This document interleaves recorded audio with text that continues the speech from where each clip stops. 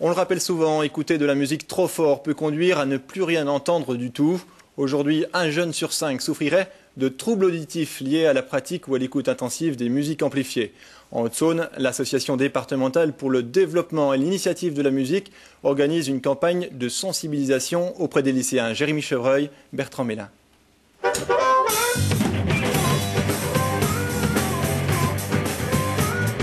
Les concerts de rock, souvent le meilleur moyen d'en prendre plein les tympans. Dans le public des jeunes, le plus souvent, résultat, les premiers symptômes de surdité apparaissent désormais de plus en plus tôt. Il nous a semblé intéressant et important de sensibiliser sans pour autant décourager, puisque l'objectif pour nous, c'est évidemment que ces jeunes continuent d'écouter de la musique, mais dans les meilleures conditions possibles. Sur scène, des musiciens animent la séance. Ce groupe jurassien a lui aussi pris conscience du danger en préparant le spectacle Peace and Love. Là, on s'est vraiment rendu compte qu'il fallait faire gaffe. C'est vrai qu'on a tous tendance à vouloir mettre les amplis au maximum, les guitares au maximum, la batterie à taper super fort.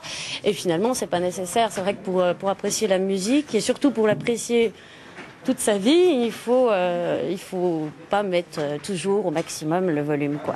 Histoire de la musique amplifiée, physique du son, détails de l'appareil auditif, les informations fournies aux lycéens sont nombreuses. L'essentiel, évidemment, c'est qu'ils protègent leurs oreilles. Alors le bouchon en mousse, bon, il déforme un peu le son, mais il reste très efficace. Et il a l'avantage d'être gratuit et accessible dans les salles de concert. Et ça, pour vous, c'est cadeau. Ça arrive que j'ai un peu mal aux oreilles. Et qu'est-ce que tu fais dans ces cas-là?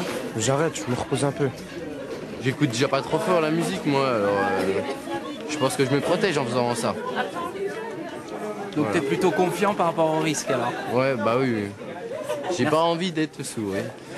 Dans les jours qui viennent, ces lycéens bénéficieront d'un test auditif personnalisé. L'an passé, cet examen avait révélé des troubles de l'audition chez plusieurs jeunes, des troubles qui bien souvent sont à l'origine de difficultés scolaires.